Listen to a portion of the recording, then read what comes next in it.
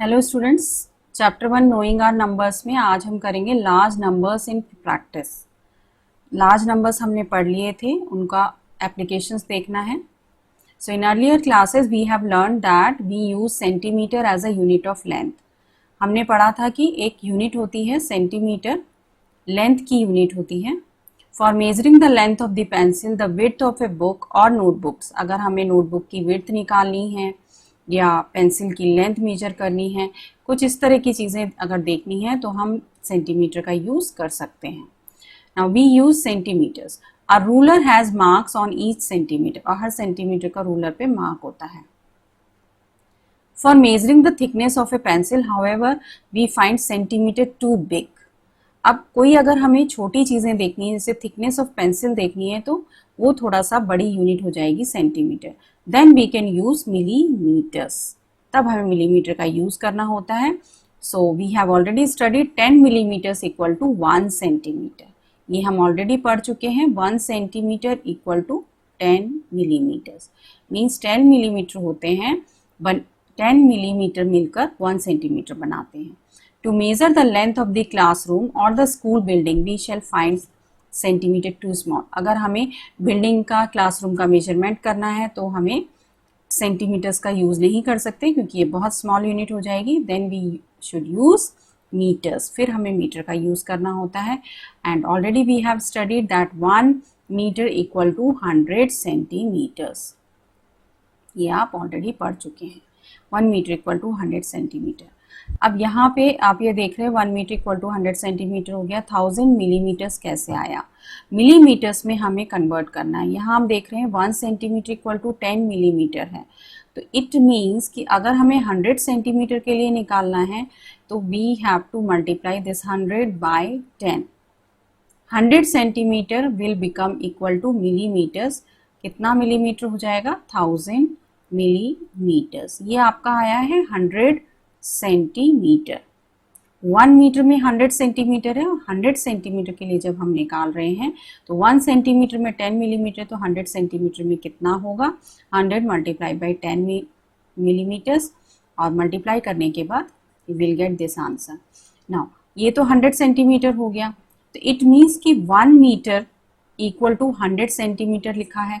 तो 100 सेंटीमीटर की जगह अगर हम वैल्यू पुट करते हैं, 1 मीटर इक्वल टू 100 सेंटीमीटर की जगह अगर लिख देते हैं हम this value, this is 1000 millimetres, then we will get the 1 metre equal to 1000 millimetre, यानी मीटर की वैल्यू मिलीमीटर्स में हमें मिली है। Now even meter is too small when we have to state distances between two cities. अगर हमें दो cities के बीच का distance देखना है then we have to use kilometers because meter is too small. So we have to use kilometers. Now 1 kilometer equal to 1000 meters. So how many millimeters make 1 kilometer? अब millimeters 1 kilometer में कितने होंगे ये देखना है हमें। Since 1 meter equal to 1000 millimeter, ये हमने अभी देखा था कि 1 meters equal to 1000 millimeters था, we have already found.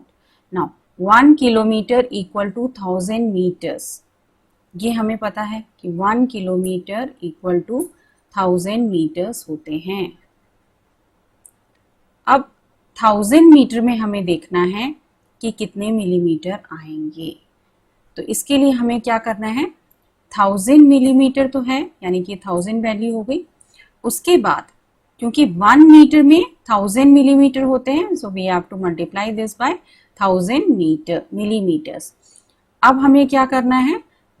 1000 metres, यानी कि 1 मीटर्स में 1000 मिलीमीटर्स हैं, तो 1000 मीटर्स में कितने होंगे मिलीमीटर्स? तो 1000 में 1000 मल्टीप्लाई बाय 1000 मिलीमीटर्स। कम के लिए दिया है आपको 1 मीटर इक्वल टू 1000 मिलीमीटर दिया है, आपको 1000 मीटर्स के लिए निकालना है तो 1000 से मल्टीप्लाई करना होगा and we will get this 1 and how many times 0? 6 times 0, 1 2 3 4 5 and 6 times 0. We can also put the commas. So 1 kilometer equal to 1 and 6 times zeros millimeters. Now we go to the market to buy rice और wheat, we buy it in kilograms, हमें kilogram में measure करके मिलता है. But items like ginger, chillies which we do not need in large quantity, जो हमें ज़्यादा quantity में नहीं चाहिए होती है, हम उसे ग्राम्स में यूज़ करते हैं. That we have already studied in class 5. Now we know 1 kilogram equal to 1000 grams, ये भी पढ़ चुके हैं हम. और 1 ग्राम इक्वल टू 1000 मिलीग्राम. जब हमें कोई छोटी चीज़ें लेनी होती है, जैसे मेडिसिन होती है, टैबलेट्स होती हैं, तो वो बहुत ही छोटी होती है, it is very small, so it is in milligrams, वो मिलीग्राम में यूज़ करते हैं. तो 1 kilogram equal to 1000 grams and 1 gram equal to 1000 milligrams. Now what is the capacity of a bucket for holding the water, water को hold करने के लिए क्या कैपेसिटी होती है, 20 लीटर्स अराउंड होती है. Capacity is given in litres, capacity को हम लीटर्स में मेजर करते हैं, but sometimes we need a smaller unit, यानी लीटर से भी छोटी यूनिट होती है मिलीलीटर्स, वो भी यूज़ करते हैं. जैसे suppose a bottle of hair oil, cleaning liquid, soft drinks, ये सभी हम मिलीमीटर्स में यूज़ करते हैं. Now 1 liter equal to 1000 millimeters, that we have already studied in class 5. Note that in all these units you have some words common like kilo, milli, centi. ये सभी में almost same है.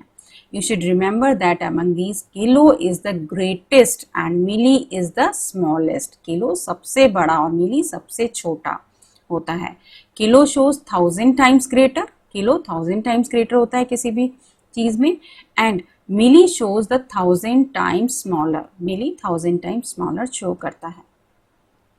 1 kilogram equal to 1000 grams and 1 gram equal to 1000 milligrams. Similarly, centi shows 100 times smaller. Centi means होता है 100 times smaller and that is equal to 1 meter equal to 100 centimeters. Now let's try these. First question है हमारा, a bus started its journey and reached different places with a speed of 60 km per hour. 60 km per hour is the speed here. यहाँ पे आपको speed दिखाई दे रही है. So we have to write here speed is equal to 60 km per hour. Now the journey is shown on the page 14 means ये आपका journey का picture है. यहाँ से ट्रैवल हो रही है बस A, then B, C, D, E, F, G, A.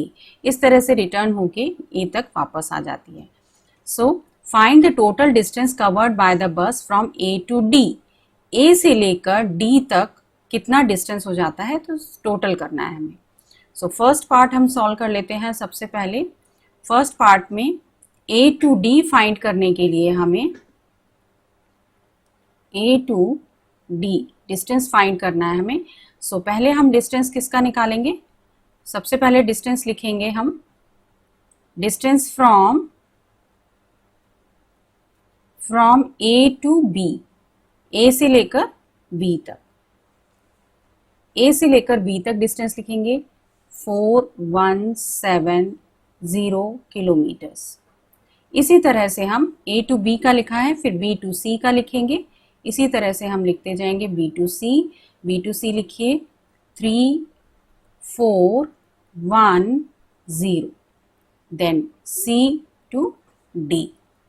C to D लिख लेते हैं, तो C टू D हो जाएगा 2160. ये भी किलोमीटर्स में डिस्टेंस इसकी यूनिट है. अब यहाँ पे इसको ऐड करना है आपको. ऐड कर लीजिए 0 6 7 14 4 1 2 6 6 7 14 1 carry over 1 2 6 7 again 7 8 9. सो 9740 किलोमीटर्स. ये आपका फर्स्ट क्वेश्चन का आंसर हो गया. ये डिस्टेंस होगा from A to D. Now next find the total distance covered by the bus from D to G. अब आपको देखना है D टू G, यहाँ से यहाँ तक. तो आपको सबसे पहले निकालना है D से लेकर E तक. अब यहाँ सेकेंड पार्ट हो गया आपका D टू G निकालना है आपको. तो आप सबसे पहले डिस्टेंस लिखेंगे, distance from D to E. D to E the distance is 8140 kilometres.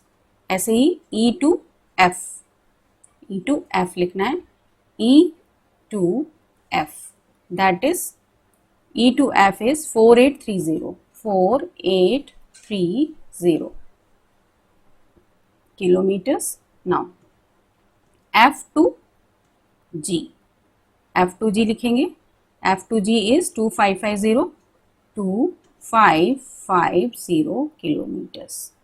Plus कर लीजिए 0, 5, 3, 8, 4, 12, 2, 1 carry over, 1, 2, 10, 15, 5, 1, 8, 9, 9 plus 4, 13, 15. It means this is the distance from D to G. Now question number 3.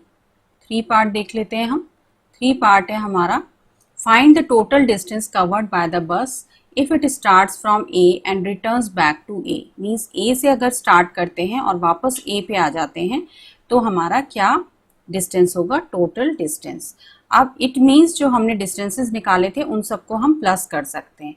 So A to D हमने सबसे पहले निकाला था, तो A to D वाला distance सबसे पहले लिख लेते हैं हम. A to D का डिस्टेंस था हमारा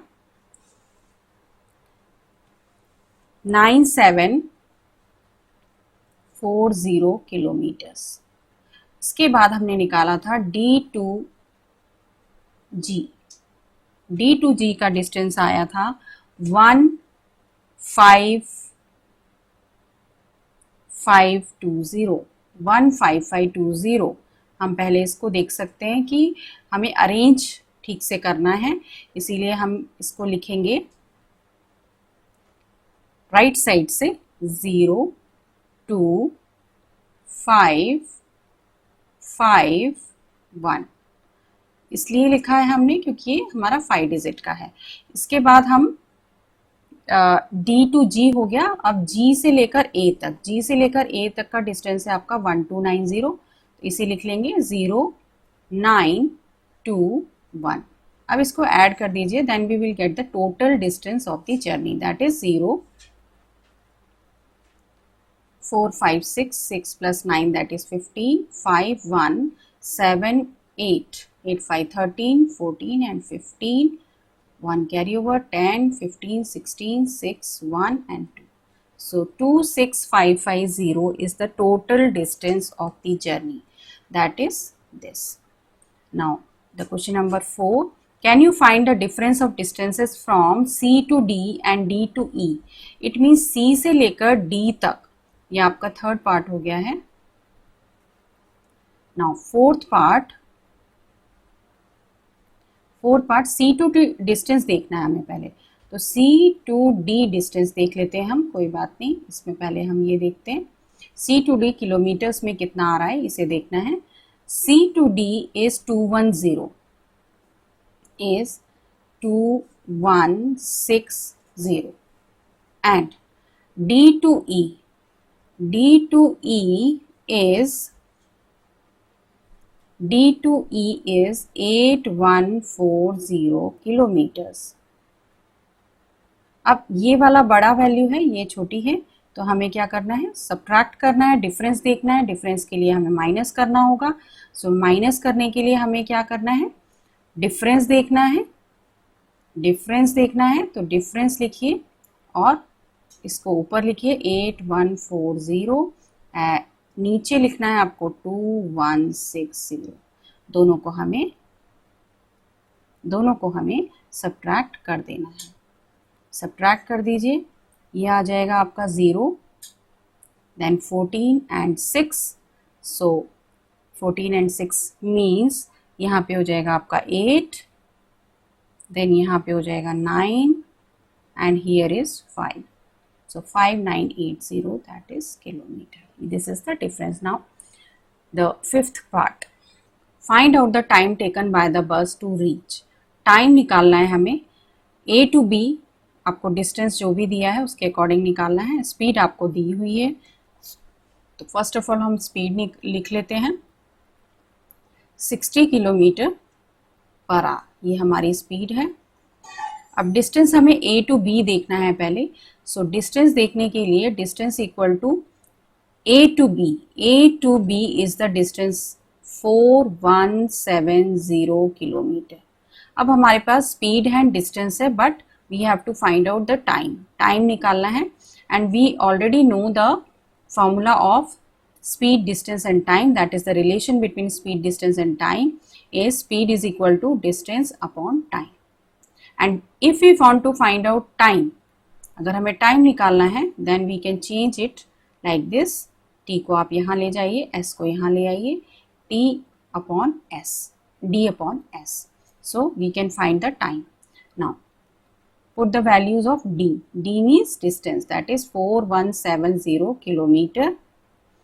इसके बाद आपको करना है डिवीजन स्पीड से 60, इसको कट करिए, 6 1 जा 6, 6 7 जा 42 ज़्यादा हो जाता है, तो हम क्या करेंगे इसका 6 6 जा 36, 6 9 जा 54 and 0.5, that is time, that is in hours.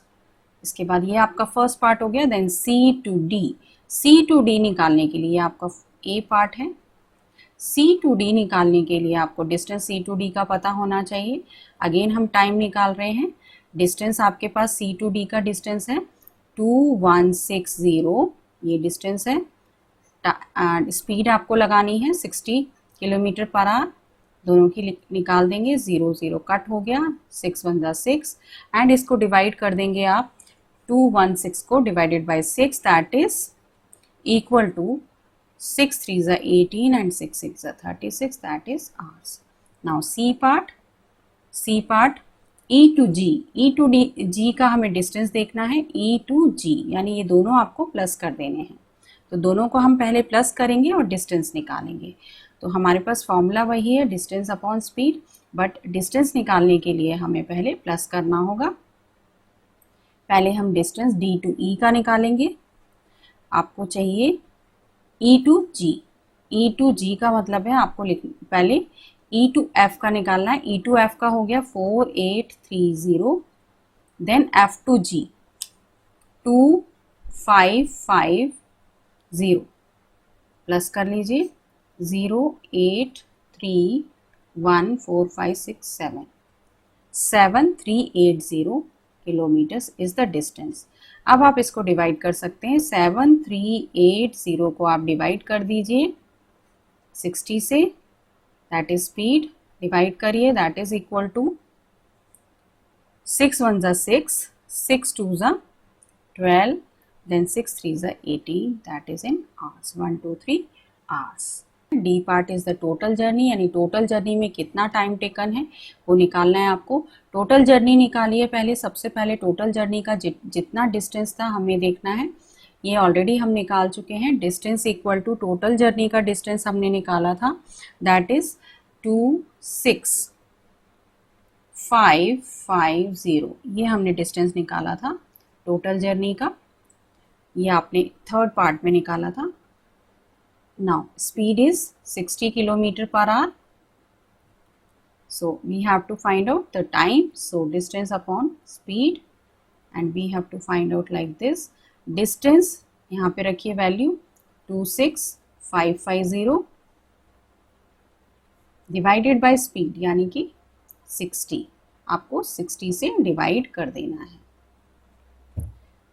ये हो गया आपका 0 कैंसिल। इसके बाद आप जब डिवाइड कर लेंगे इसको, then you will get 442.5 hours. So this is the time to taken the total journey. Thank you students. इस चैप्टर से रिलेटेड वीडियोस और एनसीईआरटी चैप्टर से रिलेटेड वीडियोस देखने के लिए आप डिस्क्रिप्शन बॉक्स में लिंक देख सकते हैं, और मेरे आने वाली वीडियोस को देखने के लिए सब्सक्राइब करिए अपना चैनल माइलस्टोन।